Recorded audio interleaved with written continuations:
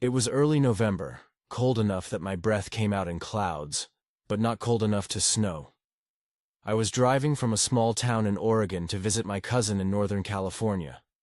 I don't usually pick up hitchhikers, I've heard the stories, but that day, I don't know. I just did. I saw him standing on the side of a quiet stretch of highway just before dusk. There weren't any houses or gas stations around, just thick pine trees lining both sides of the road. He had a black trash bag slung over his shoulder and wore a dirty green jacket with the hood up. His thumb was out. I slowed down without really thinking. Maybe it was guilt or boredom. He looked rough, but not threatening. He opened the passenger door and asked, "You heading south?" His voice was hoarse, but calm. I nodded, and he got in without another word. As soon as he shut the door, I noticed a smell, like old garbage, and something else. Something sour. I rolled the window down a little, hoping he wouldn't notice. We drove in silence for maybe 10 minutes. The sun was dipping low behind the trees, and the sky was that deep blue color right before it goes. Pitch black. Finally, I said, "Where you headed?" "Nowhere in particular," he said, staring straight ahead. His trash bag was between his legs. He kept one hand on it the entire time. I figured it was just clothes or food or something, but I couldn't help glancing at it every now and then. "Been out here long?" I asked. He just shrugged. Something about him was off. His face was pale, and he kept licking his lips like his mouth was dry. I noticed a deep scratch running down the side of his neck, just barely visible under the hood. I didn't ask. About 30 minutes in, I realized we hadn't passed another car in a long time. No headlights behind us, no taillights ahead. Just trees and road. He suddenly said, "You ever get the feeling someone's watching you?" I kind of chuckled awkwardly. Yeah, sometimes." He didn't laugh. "I don't mean in a creepy way. I mean, really watching you, like through the window, or from the closet." I didn't answer. I just kept my eyes on the road and nodded slowly. "I used to have someone watch me," he added, almost to himself. I swallowed hard. "What do you mean?" He didn't answer, just stared out the window into the woods. His fingers clenched the trash bag tighter. A mile or two later, I passed a rest stop, the kind with a single bathroom and a vending machine. I pulled in, pretending I needed to use the restroom. Really, I just wanted him out of my car. I said, "Hey, I gotta use the bathroom. You want anything from the vending machine?"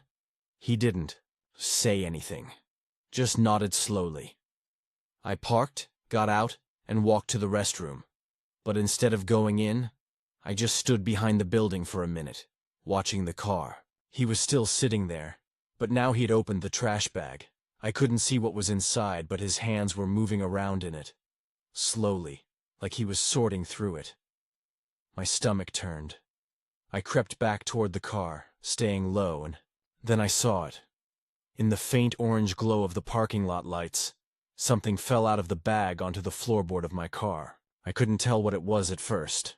It looked like a bundle of fabric. But then it moved. I froze. It was a small, blood-stained doll. Its head was cracked, one glass eye missing. I got this sick, cold feeling in my chest. I walked back to the car slowly. He looked up at me as I opened the door, like I had caught him doing something wrong. I said nothing, just sat down and started the car again. I kept driving, fast. He didn't speak for the rest of the ride. After another 20 minutes, he said, "You can drop me off here." It was the middle of nowhere. No houses, no lights, just trees. "You sure?" He nodded, picked up the trash bag, and got out. As he shut the door, he leaned down and said, "Thanks for the ride." And then he disappeared into the woods. I drove off fast, my hands shaking. I didn't sleep well that night at my cousin's place. I kept thinking about that doll. Why was it in his bag? What else was in there? A week later, I was back home scrolling through the local news. That's when I saw it. A headline. Body of missing girl found in woods near highway rest stop. They showed a picture of a small doll. Bloodstained, cracked, and missing an eye. It was the same one. I felt my stomach drop. They had no suspects. Just said someone had dumped the body and left no trace. I never told the police. I don't know. Why? Maybe because I felt guilty. Maybe because I was scared he'd find out and come for me. But sometimes, late at night, I dream about him. Walking out of the woods. Holding that trash bag, smiling. This happened in 2017, when I was 22. I had just finished a seasonal job in Montana, working at a resort. I didn't have a car, so I planned to take a bus down to Colorado to crash with a friend. But the bus routes were limited, and the ride was crazy expensive. So, against my better judgment, I decided to hitchhike part of the way. I know. Stupid idea. I made a cardboard sign that said South, and stood on the edge of a highway just outside town, wearing my backpack and trying not to look desperate. It was early fall. The air was cold and dry, and I remember the sky being that perfect clear blue you only get in mountain states. I had a few cars pass me by, but after maybe 40 minutes, a dull red pickup truck pulled over. The driver leaned across the seat and rolled the window down. He was maybe mid-50s, wearing a denim jacket and a cap that said U.S. Army. His face was worn, but he smiled and said, "Where you heading?" "Colorado." He nodded. "I'm heading toward Cheyenne. That help?"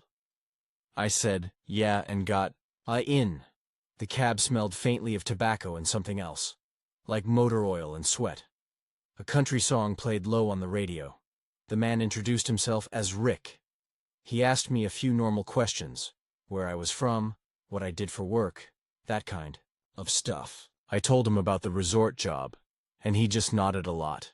He didn't talk much after that. We drove in silence for a long time. The road was mostly empty, just long stretches of nothing but grass and distant hills. The kind of silence that makes your ears ring a little. At some point he asked, "You got family out in Colorado?" "Just a friend," I said. He nodded again, tapping the steering wheel with his fingers. That's when I noticed something odd. His hands were shaking. Not a lot, just a slight tremble. I figured maybe it was a medical thing or nerves, so I didn't say anything, but then he said something weird. "You ever kill a deer?" he asked. I blinked. No, I don't hunt." He looked at me briefly, then back at the road. "You should. Changes the way you think about things. Life. Death." I didn't know how to respond, so I just gave a nervous laugh. About 30 minutes later, we pulled off the main road.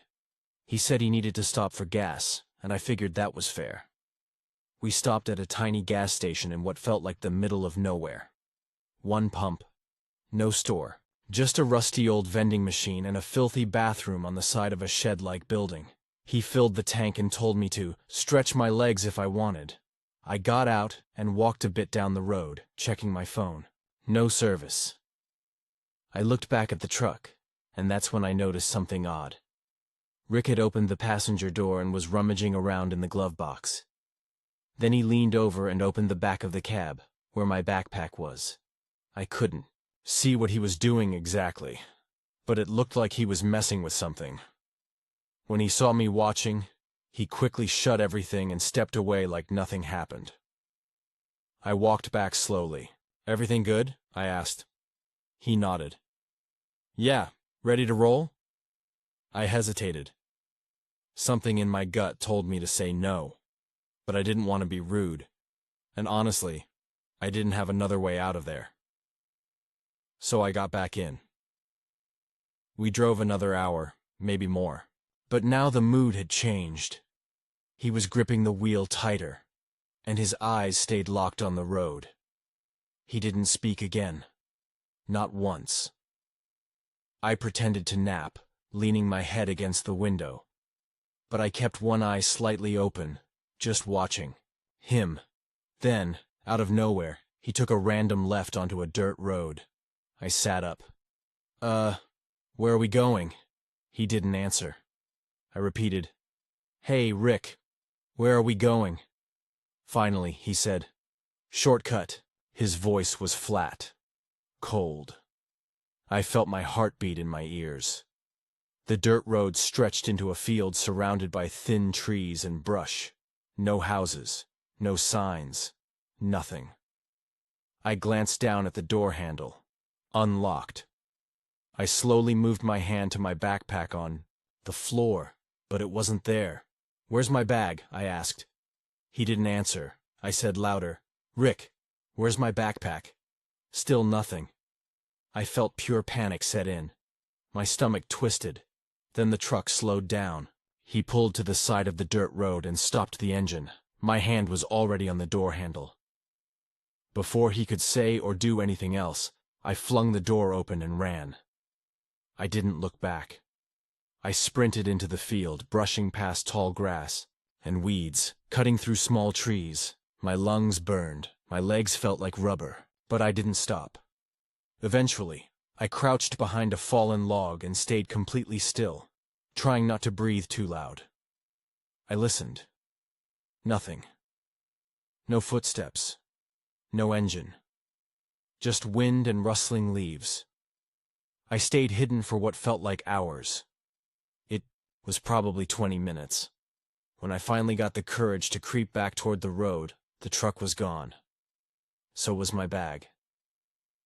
I walked until I found a farmhouse, maybe 2 miles away. The people were kind and let me use their phone. I called the police, told them everything, gave them his name, the truck, the location. They never found him. No record of a Rick driving that kind of truck. Nothing came up in any nearby town matching his description. And my bag? It turned up 2 weeks later, dumped behind a gas station in a town I'd never heard of. My clothes were still there, but my ID and money were gone. I still think about what would have happened if I hadn't run. What was he planning on that road? Why did he take my backpack? Why did he talk about death? Every now and then I'll see a red pickup truck in traffic or on the highway, and I'll feel my throat tighten. I never hitchhiked again, and I never will.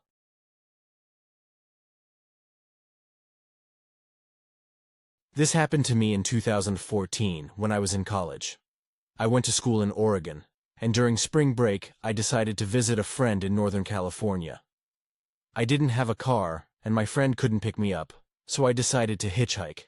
Had done it a few times before, and while I knew it wasn't the safest option, I figured it was just a few hours of driving. I'd be fine. I left early that morning with a small backpack, my phone fully charged, and a sign that said, Cali. I stood off Route 199, right outside of Grants Pass. It was chilly, and the fog hadn't burned off yet. Everything smelled damp, like wet leaves and cold pavement. After about 20 minutes, a silver Toyota Corolla pulled over. The windows were tinted, and for a second, I hesitated. Then the passenger side window rolled down, and a man leaned over and said, "California?" I nodded. "Hop in," he said. I got in. The inside of the car smelled like cheap cologne and stale coffee. The man looked to be in his early 40s, clean-shaven, wearing a button-down shirt and jeans, but something felt off. His smile didn't match his eyes. He didn't introduce himself. Just started driving. At first, we had some light conversation, where I was going, what I studied. He kept glancing at me when I answered, like he was studying my face a little too closely. I tried to be polite and not overthink it. But then he asked, "Do your parents know where you are?" It wasn't the question itself. It was the way he asked it. Slow. Too interested. "Yeah," I lied. "My dad's tracking my phone." He didn't respond. Just stared at the road, tapping the steering wheel. We drove in silence for a while, winding through thick forest. The fog was still clinging to the trees. I remember the silence being heavy, like the car was a sealed box. Eventually, he said, "You remind me of my niece." I gave a little nod. "Oh, yeah?" "She went missing last year," he said flatly. "Nobody ever found her." I froze. I didn't know what to say. My throat was dry. He chuckled. "Just a small, raspy sound. Relax. I'm just making conversation." I didn't respond. I slowly shifted closer to the door, my hand brushing the handle. That's when I realized the child lock was on. I tried not to panic. I casually reached into my pocket and checked my phone. No signal. The road was completely empty. Just trees, guardrails, and sharp curves. No houses, no other cars. Then he asked, "What would you do if you were locked in? A trunk?" He said it like he was asking about the weather. Just casually. I stared at him. "What?" He smiled again. That same weird smile where his mouth moved, but his eyes stayed cold. "You know, like, if someone threw you in a trunk, how would you escape?" I faked a laugh. "I guess I'd scream and kick until someone heard me." His smile widened. "Trunks are pretty soundproof, actually." I didn't say another word. My palms were sweating. My heart was pounding so hard I thought he could hear it. We kept driving for another 10 minutes. I watched every passing road, sign trying to mentally log where we were. Then he made a sudden turn onto a small dirt road. No signs, just trees on both sides. "Shortcut," he muttered. I didn't ask. The road was narrow and bumpy. The trees seemed to close in tighter. I glanced at the dashboard. He was low on gas. That gave me hope. After a few more minutes of silence, he pulled the car over to the side. We were deep in the woods now. No houses. No way to call for help. He turned the engine off and looked at me. "Do you want to see something?" he asked. I shook my head quickly. "I'm good. I just want to get to California." He stared at me for a second. Then his face dropped into a blank expression. No smile, no emotion. Just nothing.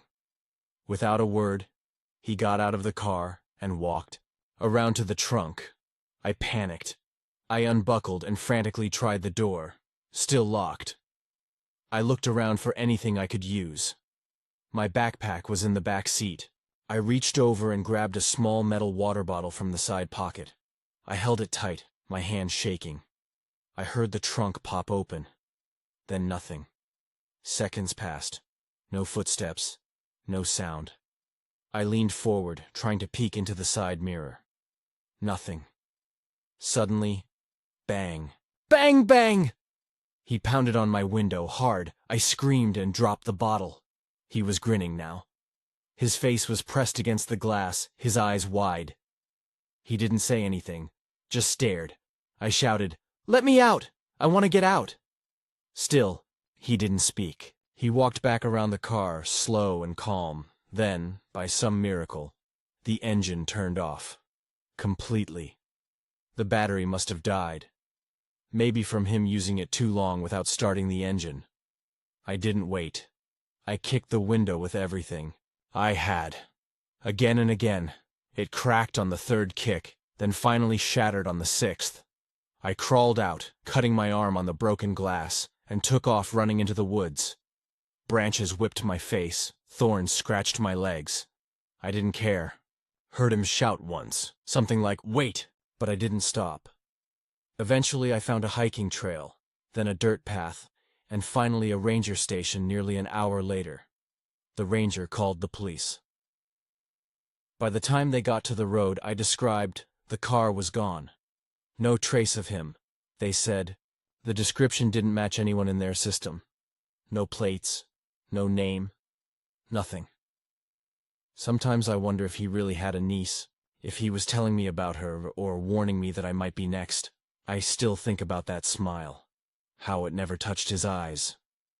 To this day, I won't get into a car unless I know the driver. Even if that means walking for miles. Because I know how close I came to disappearing, and I know he's still out there. Somewhere. Probably still smiling.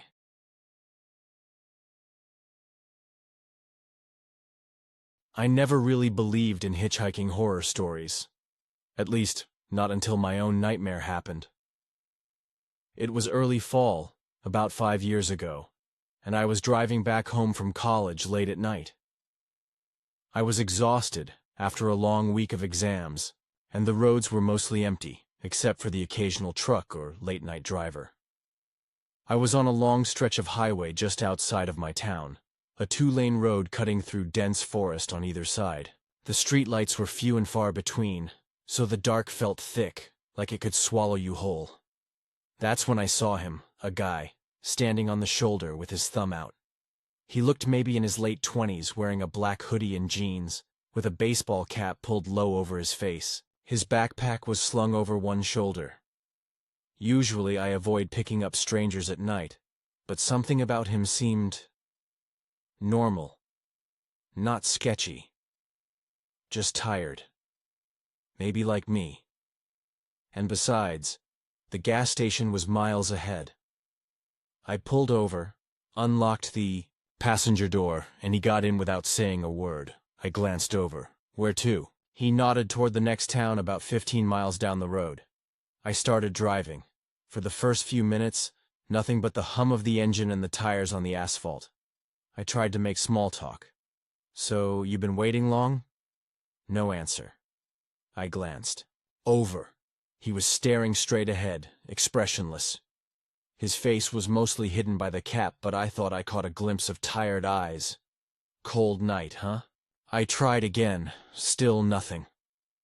I figured maybe he was shy or just didn't want to talk. So I turned up the radio and tried to focus on the road. The highway was straight, flanked by tall pine trees on either side, shadows moving with the headlights. Then, about 10 minutes in, I noticed something. The air inside the car felt off, heavy, like I was breathing through a wet cloth. I looked at him again. His eyes were open, but blank. No movement, no blinking. I tried to shake off the feeling. Hey, do you want me to drop you off anywhere else? I asked, hoping to break the silence. He nodded, slowly this time. I pulled off the highway at the next exit, onto a dark road leading to a tiny cluster of houses. He pointed to one of them. Okay, I said. I slowed down and stopped by the curb. Here you go, I said. He opened the door and got out. Still didn't say a word. I watched him walk to the house, but then he stopped halfway, turned his head to look back at me. That's when I noticed his face fully. His skin was pale, almost gray. His lips were cracked and dry, but his mouth stayed shut like a locked door. He had dark circles under his eyes, and the way he stood, stiff and still. It was like he wasn't really there. Chills ran down my spine. Are you okay? I called after him. No answer. He disappeared behind the house. I sat there for a moment, confused and a little scared. Then, I noticed the headlights behind me, the car coming down the road fast. Before I could react, a figure jumped out into the road. It was a woman. She waved her arms and shouted something I couldn't hear. The other car slammed on the brakes. I rolled down my window. Is everything okay? I asked the woman. She looked terrified. Please, call the police. My brother's missing. He left with a stranger. That man you just dropped off. He's been gone for days. My stomach dropped. I told her what happened, and she asked to see the car. That's when I looked back toward the house. The porch light flickered on and off, and then, just like that, there was no one there. No footprints in the dirt, no sign of anyone having been around. I felt like my head was spinning. We waited for the police to arrive. They took my statement, searched the area, but found nothing. No sign of the man. No evidence he'd been dropped off anywhere. That night, I couldn't sleep. I kept replaying his blank eyes, that cold silence. I wondered if I'd picked up a ghost, or worse, someone who wasn't really a person anymore.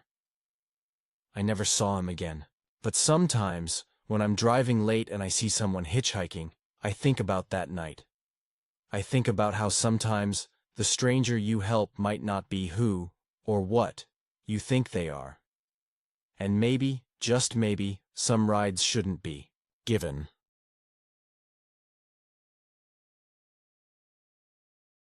This happened to me about 3 years ago, late summer.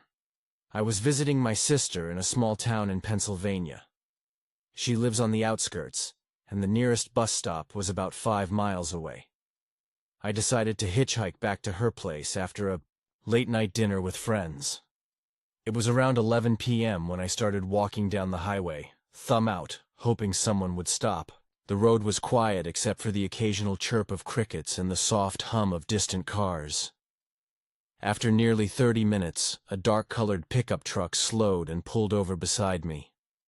The driver was a middle-aged man with graying hair and tired eyes. His shirt was wrinkled, and the truck smelled like cigarettes and old leather. "Where you headed?" he asked, voice rough. "Just up the road a few miles," I said, grateful for the ride. He nodded, and I climbed in. We drove in silence for a while. The truck's headlights barely cut through the thick trees lining the road. The only sound was the engine's steady rumble. After a few minutes, he turned on the radio, but it was all static, and he switched it off again. Then he said, "You know, not many people hitchhike these days." I shrugged, feeling a little awkward. "Yeah, most people have cars now." He smiled, but it didn't reach his eyes. After a while, he glanced over at me and said, "You ever think about how sometimes you get picked up by the wrong person?" I laughed nervously. "I guess, but so far, I've been lucky." He nodded slowly. "Lucky, huh?" The road curved sharply, and the truck slowed down. We passed a sign I hadn't seen before. "End of town. No services next 30 miles. Realized we were going further than I expected. I asked, "Is this the right way to the highway? I think I'm supposed to get off soon." He didn't answer. I looked at him, but he was staring straight ahead, his jaw tight. I swallowed hard and tried again. "I think I should get out at the next gas station." "No gas stations for miles," he said finally. His voice was flat. Heart started to race.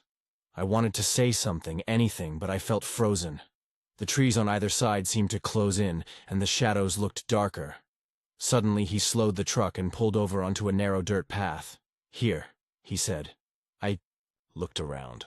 No lights, no signs of civilization, just forest and silence. I opened the door and stepped out, my shoes crunching on the gravel. "Thanks for the ride," I said, forcing a smile. He nodded.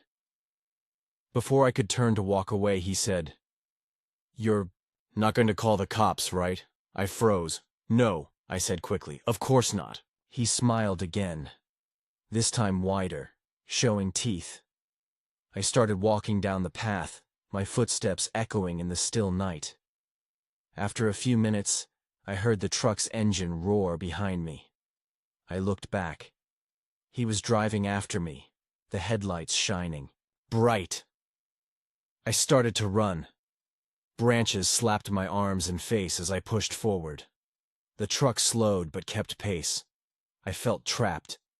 Then, I saw a small cabin ahead, lights on inside. I sprinted toward it, banging on the door.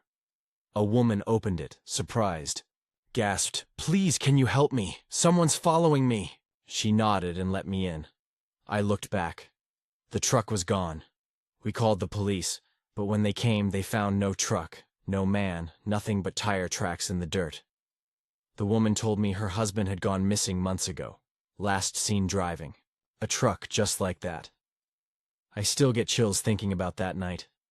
I don't know who that man was, or why he stopped for me, but I never hitchhike anymore. Because sometimes, the last ride isn't just a ride. It's a nightmare waiting to happen.